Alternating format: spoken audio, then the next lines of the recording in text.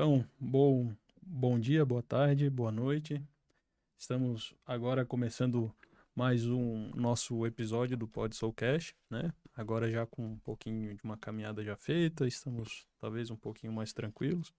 E daí, como a gente estava um pouco mais tranquilo, a gente decidiu trazer um tema que tirasse essa tranquilidade do ar. Uhum, sim, nada como nada como a própria pessoa escolher tirar a sua tranquilidade. Fica super, fica super coerente tu teres conseguido te tranquilizar na vida e aí por tua livre e espontânea decisão, vamos, Vamos mexer um pouquinho. vamos mexer um pouquinho com essa tranquilidade, porque talvez ela não seja tão vitalizadora quanto a intranquilidade, né? Então, estamos aí. Então, hoje a gente estava aqui conversando um pouco antes de iniciar. E veio a ideia de a gente conversar um pouco sobre a morte, né? A gente Uhum. tá próximo do feriado de 2 de novembro, né? Dia de finados. E mesmo não, se não fosse essa época, né? De alguma forma o tema da morte nos acompanha diariamente, né? Uhum, Seja de forma inconsciente, seja de forma extremamente consciente, né? uhum, sim. E talvez hoje a conversa é a gente debater um pouco sobre essa presença, sobre essa certeza, talvez, Uhum. né? Como é que tu acha que a gente poderia iniciar essa A, conversa? a única e tão propagada certeza que temos, né? Essa e os impostos. Ah, essa e os, e os boletos que vencem. Sim, É. impostos e boletos que vencem. É, a única certeza, é, o único trajeto que já está definido, né, para todos nós. Então, me sinto à vontade para falar, porque como estava te dizendo, tenho bastante expertise nisso, por ter vivido isso tantas vezes na minha vida. É, sim, sou de uma família que morre precocemente, né? Então, envelhecer na minha família é Uma algo, deslealdade. É envelhecer desleal. é desleal. Envelhecer significa ter ultrapassado a linha da lealdade familiar. Então, pouquíssimas pessoas no meu sistema materno chegaram aos 60 anos. Pouquíssimas pessoas, né? E aqueles que chegaram aos 60 festejaram amplamente porque estavam cumprindo um estavam descumprindo um legado, estavam se desfazendo de uma quase promessa. E eu que cheguei aos 62, me sinto muito desleal ao meu sistema familiar materno, né? E os meus médicos costumam tomar bastante cuidado comigo, porque eles dizem, a gente não sabe se no dia anterior à morte deles, eles não sentiram isso que tu está sentindo. Então, pode ser que aquela morte surpreendente aconteceu justamente depois deles terem sentido isso. Então, vamos cuidar, né? A imagem que me vem sabe, a entradas e bandeiras? Lá da época, lá atrás da colonização do Brasil, né? Aqueles que vão na frente desbravando um mato que nunca foi aberto, né? Sim, sim, no tempo que só tinha mato, né? É. Então, há uns 3 meses atrás, eu tive um episódio noturno que provavelmente foi uma crise repentina e aguda de labirintite, e eu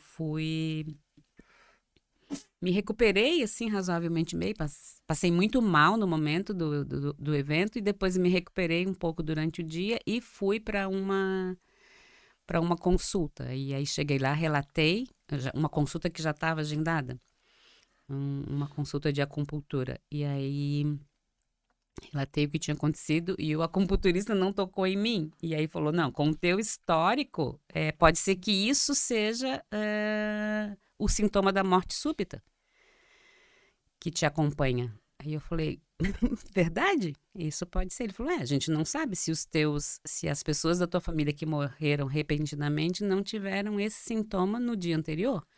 Eu falei, é verdade? E aí Check-up. um check-up cardíaco e neurológico, né, por conta de uma provável crise de labirintite. Enfim, então, de morte eu entendo bem. Mas na prática, na teoria, não sei se tanto, mas vamos lá. Eu tô aqui te ouvindo e me veio uma pergunta, né? Sendo tu percebendo a presença da morte de uma forma tão clara como algo característico do teu sistema, né?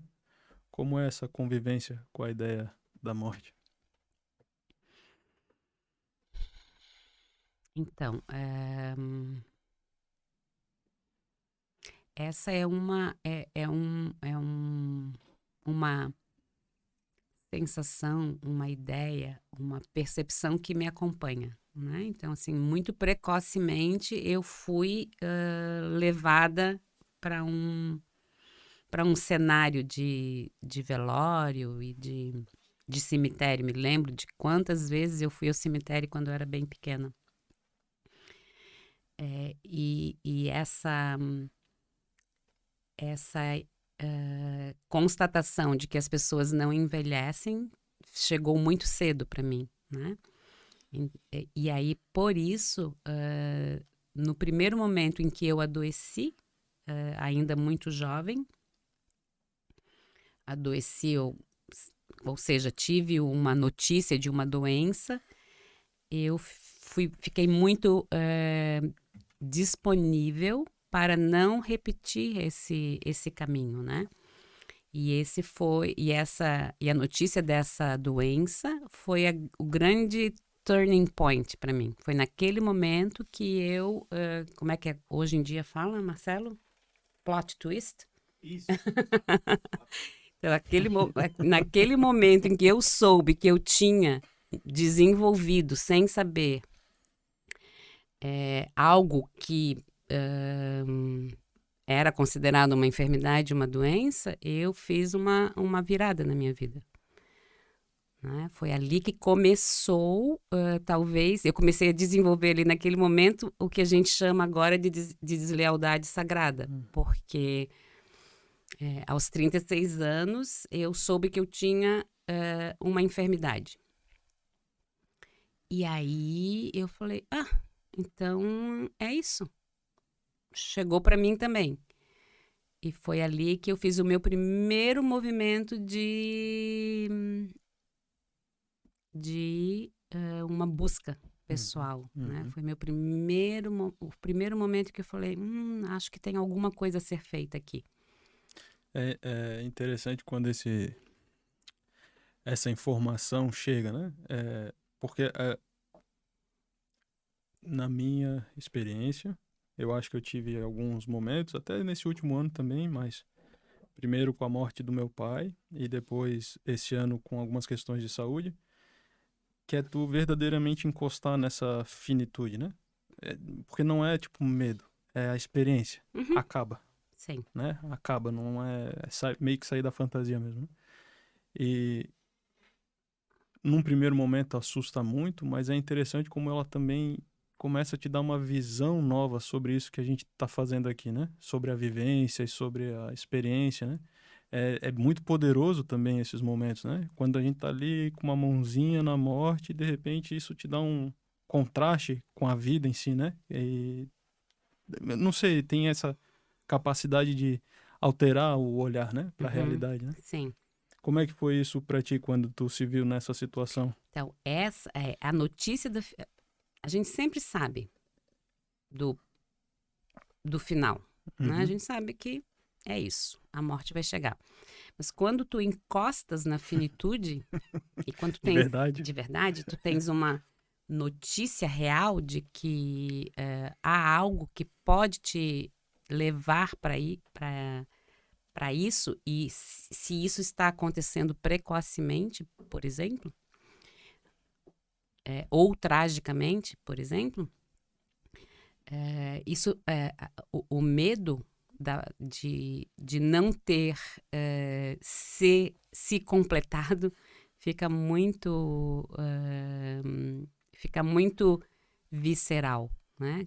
O medo se instala no sentido de, tá, e daí? Não vai ter mais eu? Se não tiver mais eu, será que eu não deixei algo incompleto, né? Essa frase é muito boa, não ter se completado, Não né? ter se completado. Será que eu me completei? Muito bom. Né? E aí, quando tu percebes que não se completou, né? Então, algo tem que ser feito. E aí, esse algo é a mudança. Então, a finitude, essa notícia da finitude vem sempre com essa mensagem embutida.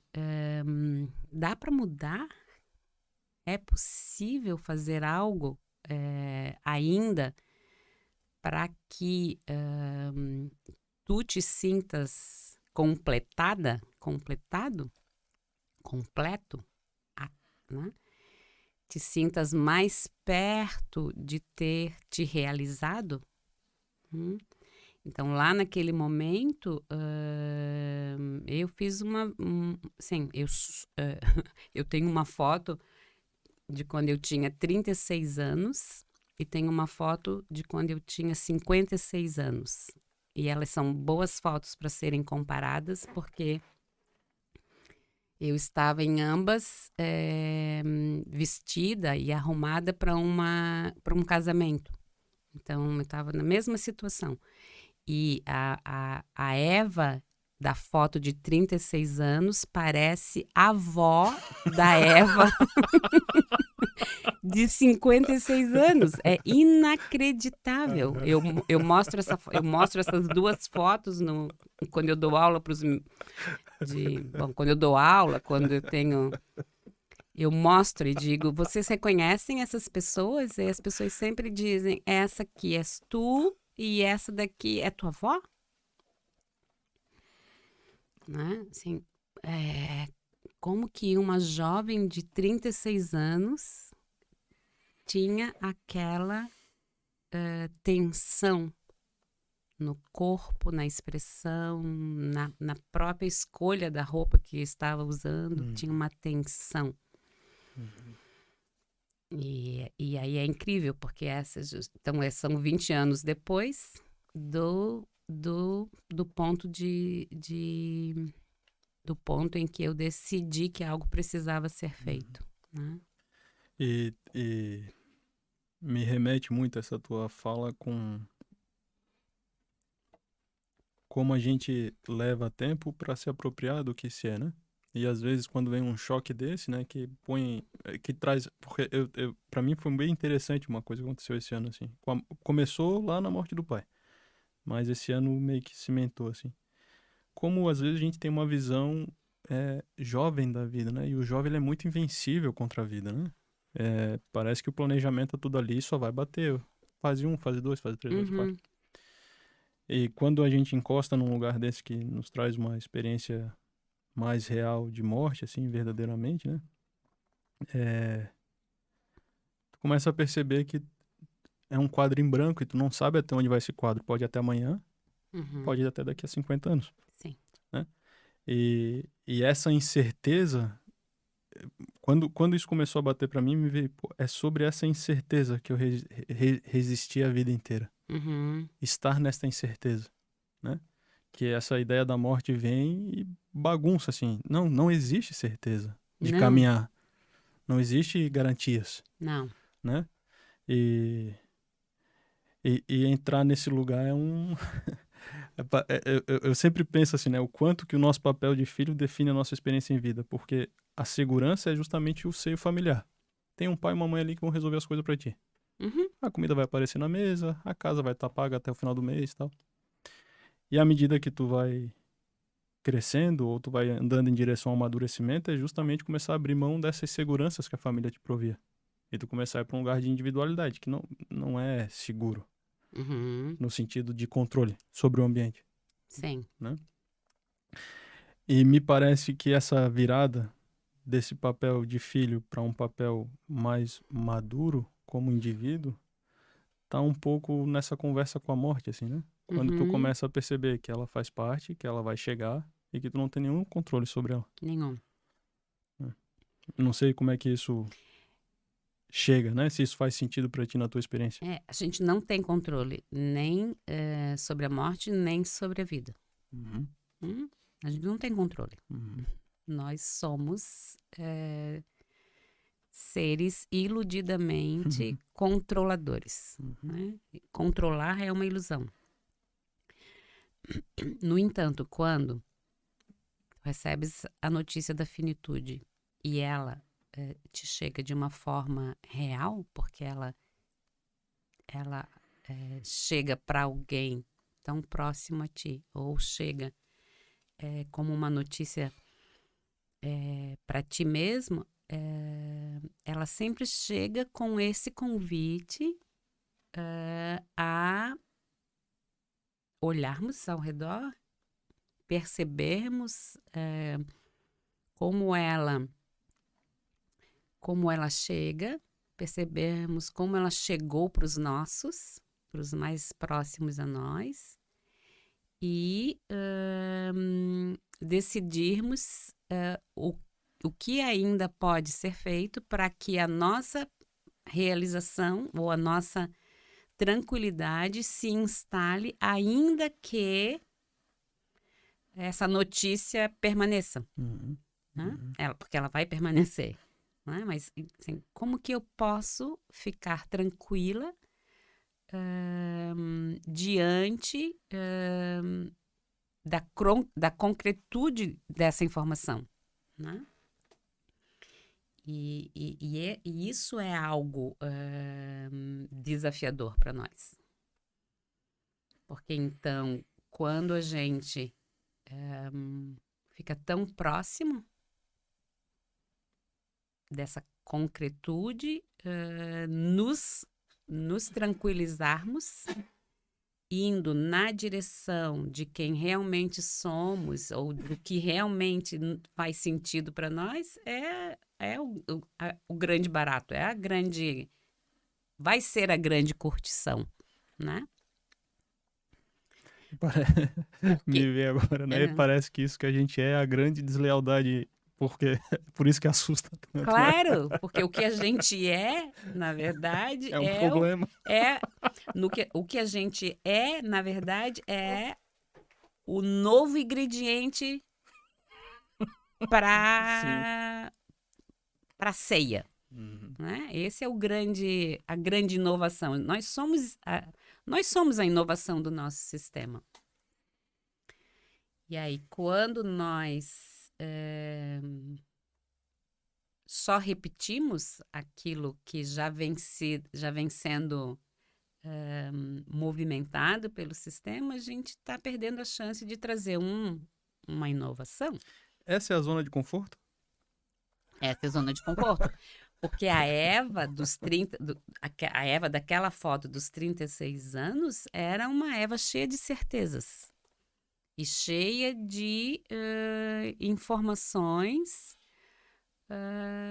protocolares repetidas, né? Então tava tudo organizado naquela vida. Tudo na trilha demarcada já. Tudo na trilha demarcada, nada inovador, né? Então era uma jovem com 2 filhas, casada, que trabalhava, que tinha uma profissão, que de certa forma se realizava, mas que não tinha ainda talvez prestado atenção que tinha anseios outros que ainda não tinham emergido, não tinham vindo à tona, estavam submersos, né? E aí a reviravolta. E aí aquela história do o avesso vai ter que aparecer para a gente olhar para ele e ver se o avesso não é o direito. Para ver se quando eu me visto ao contrário, eu não estou mais confortável dentro de mim mesma, né? Me veio um pouco. Antes da gente iniciar, tu contou um, uma experiência tua, né? Onde tu trouxe uma visão em relação a uma perda que tu teve. Não sei se tu gostaria de trazer pra gente continuar aqui. Sim. Então, quando eu, enfim, coisas muito interessantes aconteceram comigo em relação a mortes e adoecimentos. Então, quando eu tinha 27 anos, a minha mãe faleceu subitamente. Quando eu tinha 30 anos, a minha irmã faleceu subitamente. A minha mãe faleceu de uma doença subitamente e a minha irmã faleceu de um acidente subitamente. Então, 2 mortes precoces. Da minha mãe era uma morte precoce porque minha mãe faleceu com 55 anos, 54 anos. Então, nossa, alguém falecer com 54 anos de uma hora para outra, sem nem adoecer. E a minha irmã faleceu subitamente num acidente de carro aos 27 anos, aos quase 28 anos. Então, 27 a minha mãe, quando eu tinha 27 a minha mãe, quando eu tinha 30 a minha irmã, junto com a minha sobrinha, porque ela estava grávida de 7 meses. E o meu pai faleceu quando eu tinha 33 anos. Então, de 3 em 3 anos, nessa família, alguém morre. Essa foi uma constatação, né? E aí, o que aconteceu quando eu tinha 36 anos? Eu descobri que eu tinha uma doença. Então, se de 3 em 3 anos alguém morre, e agora exatamente se passaram 3 anos da morte do meu pai, então chegou a minha vez. Eu vou fazer uma cirurgia e vou morrer. E aí foi justamente nesse momento que eu fiz a virada. Não fiz a cirurgia, por isso não morri. Porque provavelmente se tivesse feito a cirurgia, teria morrido. Pelo risco que era, né? Pelo risco que era. E lidei razoavelmente bem com tudo isso, né? Com aquelas perdas e depois com esse momento da virada. Bom, enfim. E aí, alguns anos atrás, poucos anos atrás, vamos dizer que 3 anos atrás, 4 no máximo, num atendimento terapêutico que eu estava recebendo, ainda falando da dor dessas perdas, e especialmente da perda da minha irmã, que é uma morte trágica e precoce. Em algum momento essa frase saiu da minha boca, e aí ela me deu essa frase me deu a real dimensão que essas perdas tinham tido na minha vida, especialmente a perda da minha irmã. Que eu disse assim para minha terapeuta, sem me dar conta que eu estava dizendo isso, eu disse: se naquele dia que a minha irmã morreu, eu tivesse morrido, eu não teria morrido tanto. Quando essa frase saiu da minha boca, eu tive a real noção da dimensão que foi não ter mais a minha irmã como uma companhia nessa vida. E me dei conta de que ali tinha havido um momento crucial na minha existência, né? E que foi justamente 6 anos antes de eu adoecer, que a minha irmã falece. E aí me dei conta que toda a mudança que eu fiz na minha vida também era em honra e em respeito a pequena vida dela e a morte precoce dela, né? E naquele momento, então, de novo, eu reafirmei o meu compromisso com a vida, né? Porque isso é uma coisa que Bert Hellinger nos ensinou, né? Algo que a gente faz de importante com a nossa vida é em honra também, em respeito as vidas interrompidas precocemente, né? As vidas do nosso sistema que foram interrompidas precocemente. Então, a partir do momento que eu disse essa frase, eu me dei conta que ter adoecido, mas ter perdido a minha irmã antes, né? Ter perdido, aqui estou usando um vocabulário bem que a gente usa comumente, mas não ter tido a companhia da minha irmã por mais tempo também foi um combustível para aquela virada que eu dei anos após. Né? Porque acho que a morte dos meus pais me impactaram muito, mas a morte da minha irmã foi a primeira grande notícia que eu tive da finitude. Né? Porque é assim, ó, para morrer, a gente só precisa mesmo só precisamos estar em vida e não precisamos adoecer. Né? Não necessariamente, como a gente já falou de uma outra vez, quando a gente conversou com a Sandra. Né? Então, a doença vem com uma notícia de finitude, mas quem traz mesmo essa informação é a morte. E quando ela é súbita, quando ela é de uma hora para outra, que é algo estranho para a gente lidar, né? Porque a gente não tem aquele contato com a pessoa indo embora. A pessoa foi. Não tem nenhuma preparação, né? Nenhuma preparação. Zero. E nós somos muito mal preparados para esses acontecimentos. E eles estão aí o tempo todo, né? Na minha experiência com o pai, eu senti justamente isso. Eu acho que essa foi uma das generosidades da vida na questão do falecimento do pai, assim, né? Porque ele foi olhando como o processo foi rápido, mas como desde o começo era algo grave, tu não desconsidera a possibilidade. Então, a gente, de certa forma, teve o bom presente de processar um pouquinho disso com ele em vida. Sim. Né? Isso é generoso. Bastante. Não muito, e faz muita diferença. Quer dizer, foi a primeira morte que eu senti como uma morte minha também, assim, né? A primeira. Na minha avó foi um pouco, mas eu me lembro que na minha avó me assustou mais porque quando a minha avó faleceu, parece que eu vi assim, meu pai é o próximo. E aqui essa certeza me deu uma desesperada, mas não foi tanto pela avó, foi assim, tá chegando no pai, né?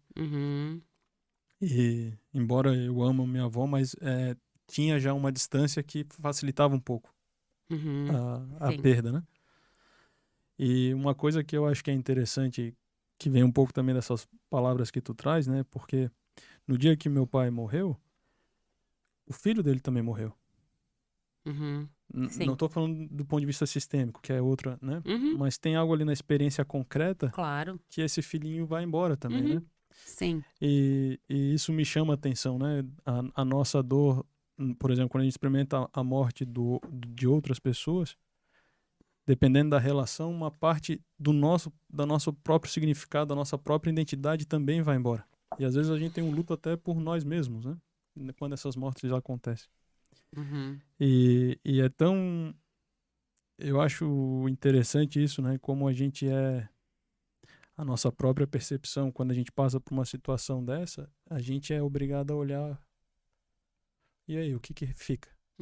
Né? Sim. Que é quando a gente vai se desfazendo desses papéis que a gente vai se dando durante a vida e tentando começar a se conectar com... E eu? O filho do pai morreu. Morreu. E aí? E o Joãozinho fica onde agora? Quer dizer, o Joãozinho também foi. O Joãozinho foi. Né? O Joãozinho, filho do pai, foi. O filho do agora pai ficou o quem? João. Então é interessante, né? Porque esse é um grande poder da morte, né? E nos colocando... E eu acho que isso é muito conectado com o trabalho do Hellinger. Vai nos colocando em contato com o essencial, né? E essa frase que tu falou, eu acho que faz muito sentido. Talvez para quem já passou por isso entenda, né? Pode nem ser claro, mas vem muito, de uma forma muito translúcida, que algo não se completou na minha própria vida. Tem algo que eu tô deixando de fora, tem algo que eu não tô dando atenção, e tá aqui dentro. Sim. Né? E quando alguém tão amado morre, também isso... Porque eu, como irmã da minha irmã, não me completei. Por isso que eu morri total. tanto, Sim. né? Não me completei como Não foi isso irmã. que me prometeram. Não, Prometeram né? um final. Claro, a gente tinha ainda Alguma coisa. Muitas. uma vida inteira pela frente, Uhum. né? Hoje seria nada, seriam mais 32 anos já vividos juntas, né? Então é algo bem substancioso, assim. Eu não me completei como irmã dela. Aí eu tenho o meu irmão para me completar como irmã dele. Mas irmã dela eu não me completei. Uhum. E aí tenho que me satisfazer porque implacavelmente a completude chegou sem eu me dar conta. Então eu tinha planos, mas a vida não. Eu tinha planos ainda eu tinha um projeto de irmã. Eu também tinha alguns planos como filho. Isso, eu tinha um projeto de irmã a ser completado, mas a vida disse para mim, deu. O projeto é só até aqui.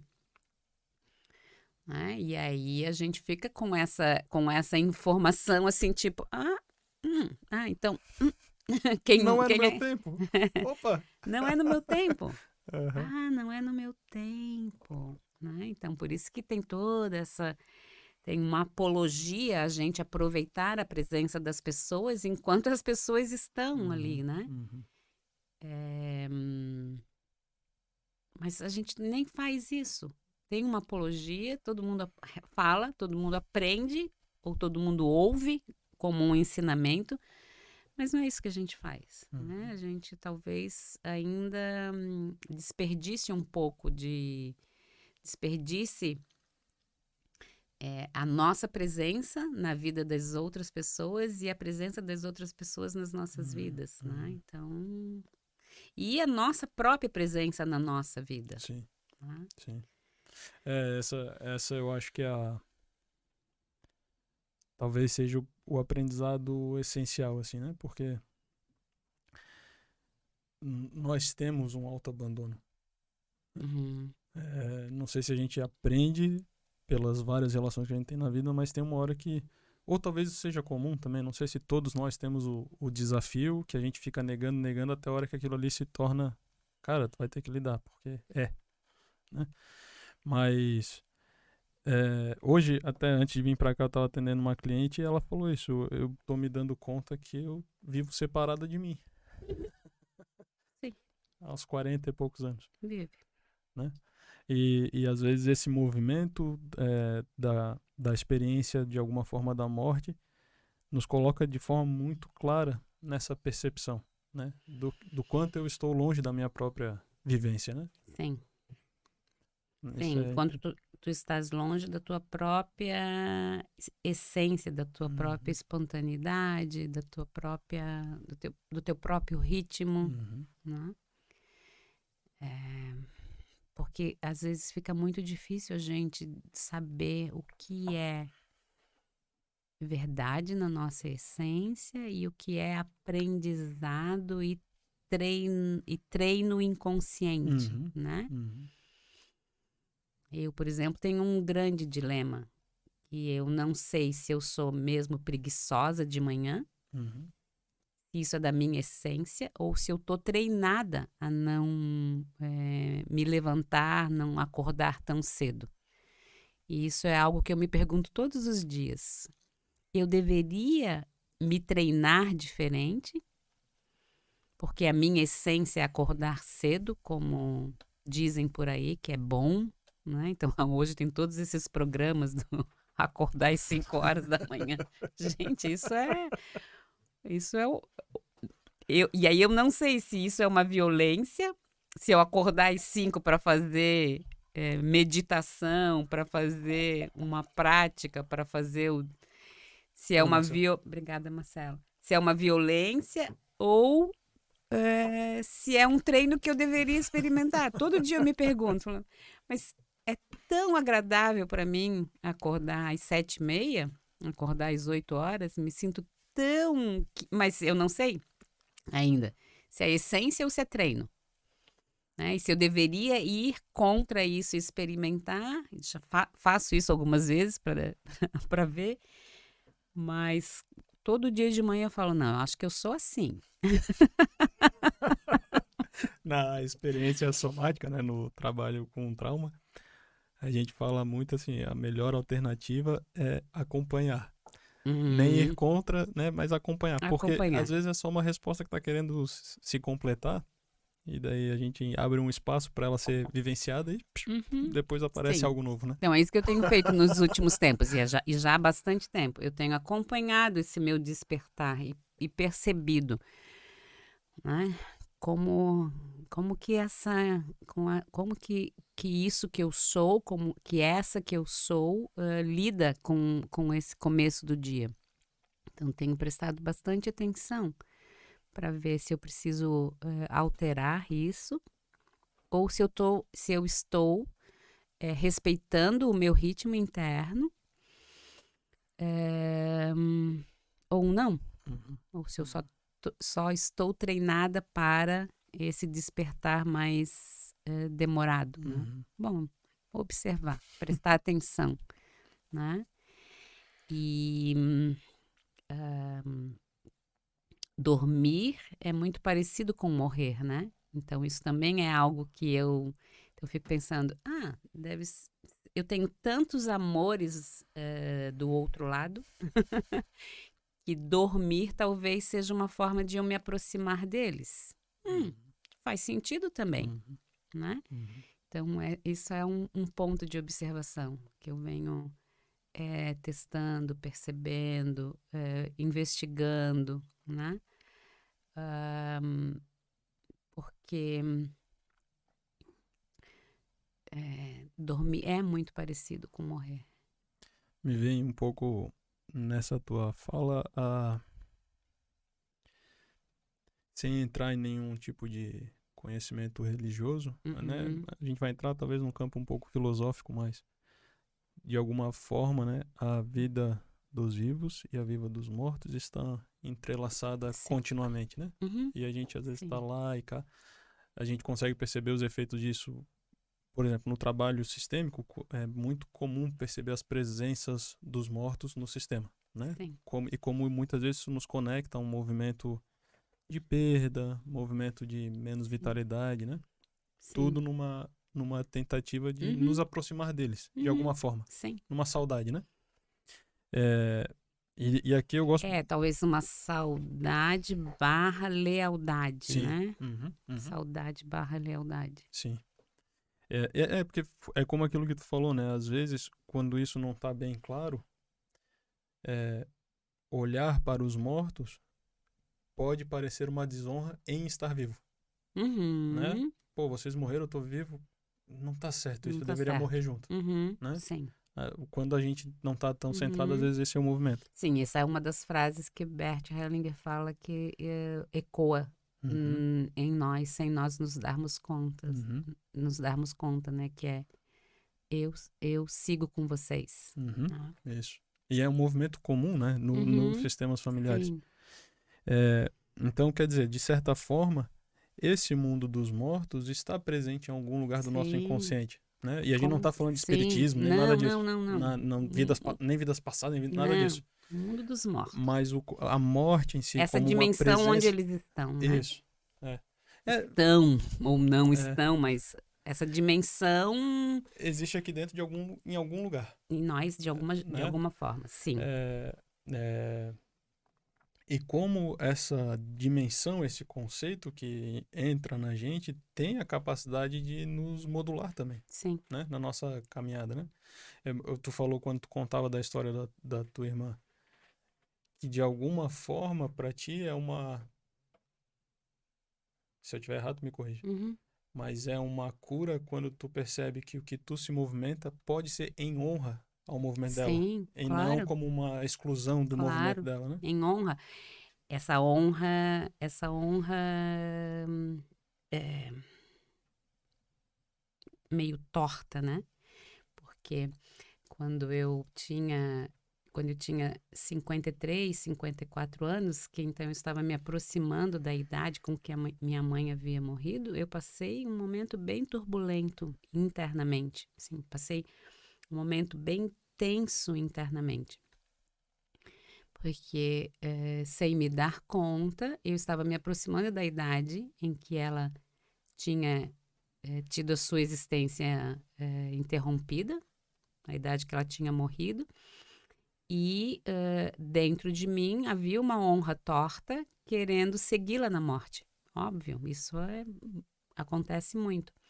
E aí eu me lembro que eu fui trabalhar em Timbó, e lá em Timbó, na cidade, posso estar confundindo as cidades, mas acho que não. Tem um rio bem caudaloso que passa por ali. E aí eu estava com o Bruno, que é meu parceiro de trabalho também, Bruno Goulart. E aí eu estava ali em cima da ponte olhando para aquelas águas, assim, e aí ele falou: amiga, volta. Porque ele já estava ligado, né, que eu estava naquela idade. E aí ele falou: amiga, volta, não é hora ainda, fica aqui. E aí eu quase que saí de um transe mesmo, porque estava quase, não estava querendo me jogar, nem estava conscientemente, mas dava de perceber no campo entre nós dois, e ele percebeu isso com muita perspicácia, que eu estava super conectada com a morte, né? E que não havia um convite a interromper a minha vida, não, mas havia claro, uma conexão muito, muito especial, né? Quase como um fascínio mesmo. Foi engraçado porque ele fez essa brincadeira e ele me tirou desse lugar tão inconsciente, mas internamente muito potente. E nessa mesma viagem, quando nós voltávamos à noite já, ele dirigindo, a gente teve uma sensação que uma moto entrou por dentro do nosso carro e saiu sem nos atingir. sem nos atingir. A gente teve aquela sensação, a gente riu muito, porque parece que aquela moto passou por entre nós dois, entrou no carro, passou por entre nós dois e nada aconteceu. E a gente ficou, nossa, mas parecia que a gente ia passar por um momento por um acidente. E a gente riu muito, porque ele começou a dizer: tá ficando perigoso eu estar na tua companhia. Amiga, vai que eu vou junto. Tá ficando perigoso você ter o acompanhante de viagem, estar contigo numa ponte, porque daqui a pouco tu estás tão conectada estás tão fascinada por essa informação, que eu acho que eu vou me interromper aqui essas viagens até que tu te refaça. Eu falei: amigo, deixa, eu vou cuidar disso. Eu já tomei consciência, já tá claro para mim, já a informação já emergiu, já não tá mais submersa, então... E aí eu comecei mesmo um movimento de dizer para minha mãe, ou dizer para a morte da minha mãe, no momento certo nos reencontraremos. Enquanto isso, eu fico aqui e faço algo bem bom com a minha vida. Porque já estava me tornando uma presença perigosa a quem me acompanhava. Bom, enfim. E no momento certo nos reencontraremos, de novo, é bom enfatizar, não tem nada não é uma fala religiosa, né? No momento certo, eu sairei da dimensão dos vivos e irei até a dimensão dos mortos. Então, esse é o encontro, né? Eu saio dessa dimensão em que a vida pulsa em mim e vou para essa dimensão em que a morte pulsará em mim, né? Então, esse é o reencontro, né? Na nossa percepção, né? Não um reencontro de almas, porque isso a gente ainda não explorou bastante. Saber, né? Então, eu saio dessa dimensão de vida pulsante e vou para outra dimensão de morte pulsante. E talvez na morte não haja essa pulsação da vida, mas há alguma. Né? Bom, isso. Histórias de vida e de morte. Histórias de vida e de morte, sim. Eu acho que a gente tem um bom assunto já, talvez, né? Para o dia de hoje. Eu gostaria de trazer só uma pequena experiência que eu tive num último grupo que eu realizei, e era uma constelação que tinha esses dois temas da vida e da morte, né? E foi tão interessante a sensação que trouxe essa constelação, no sentido de que a cliente, ela descrevia um certo medo de adoecimento. E Olha que incrível, né? incrível. Enfim, a gente não entende, né? A vida gente é não tão aleatória, né, Eva? Muito aleatório. Né? Muito demais. E foi tão interessante.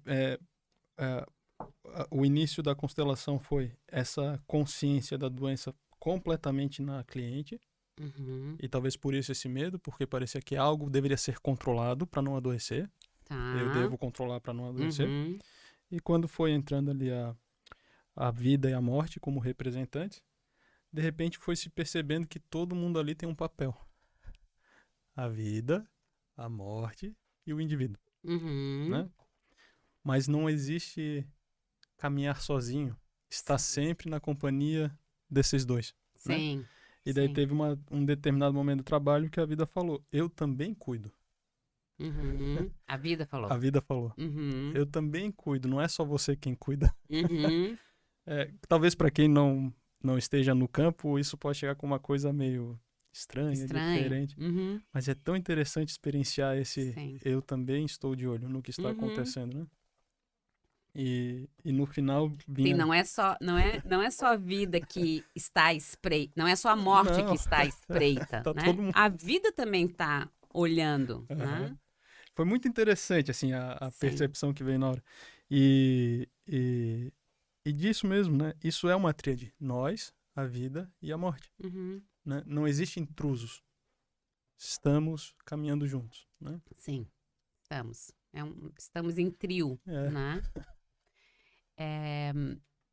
Me vem também recomendar como um material bem interessante a ser olhado nessa época em que a gente está ocupado com a morte, né? Celebrando o dia de finados, que é na próxima semana, ou na semana que passou, para quem vai assistir daqui a pouco. Bom, enfim, mas para quem quiser um material sobre vida e morte, acho que aquela animação que em português ganhou o nome de Viva, a Vida é uma Festa, é um bom filme para a gente ver, né? Como a morte é retratada em outra cultura, na cultura mexicana, mas em como os mortos, na dimensão deles, impactam os vivos na sua dimensão, né? E como esses mundos, como essas dimensões como elas nos acompanham, né? Então, Viva, a Vida é uma Festa, é o título em português. Tinha uma animação bem interessante, muita gente viu, mas ver de novo com esse olhar de como a dimensão dos mortos impacta a dimensão dos vivos é muito interessante. Não é? E isso. Isso? Isso. Seguimos para a vida? Sim, ainda tem muitas histórias. Vieram várias histórias sobre morte e vida aqui, sobre... e também acho que gostaria de dizer que eu adoro ir no cemitério. Acho o cemitério um lugar muito bonito, né? Me remete a esse lugar bem interessante, nada fúnebre, nada denso, bonito, acho sempre, em que a tranquilidade se instala, né? E o que parecia talvez inacabado se concretiza em acabado, em completo, e talvez aí, por isso, em perfeito, né? Em perfeito. Muito bom. Muito bem, meu povo. Vamos lá. Então, iremos hoje terminar por aqui, né? A gente pede sempre para quem estiver nos acompanhando. Primeiro, estamos felizes já pelas pessoas que já estão junto conosco. Sim. É bom ver que as pessoas estão gostando, né? A gente recebe, às vezes, alguns comentários, algumas indicações, e a gente está ouvindo e nós queremos isso, né? Então, sintam-se à vontade para comentar. curtam a nossa página, sigam a gente, clica no sininho, né? Uhum. Manda uma carta pro vovô, pra vovó. Olha, já viu esse episódio? Tá Isso, lá, é. manda com link, né? E, gente, o mais interessante a gente perceber é que a forma de equilibrar conosco é fazer a inscrição no canal, fazer comentários, nos prestigiar ativamente. A forma como a internet Funciona, né? funciona, né? Como a internet entende esse estar presente. Então, estar presente é a forma de equilibrar conosco, né? Se eu aproveito desse conteúdo, eu vou lá e me inscrevo nesse canal. Ótimo. Né? Eu faço isso quando eu aproveito algum conteúdo de algum canal para poder equilibrar com as pessoas que estão dedicando o seu tempo e o seu conhecimento a essa divulgação. Sim. Né? Então, é isso. Ok. Obrigado, Eva. Obrigada, João. Até Obrigada, semana que vem. Marcelo. Obrigado, Marcelo. Obrigada a todos. Obrigada, gente.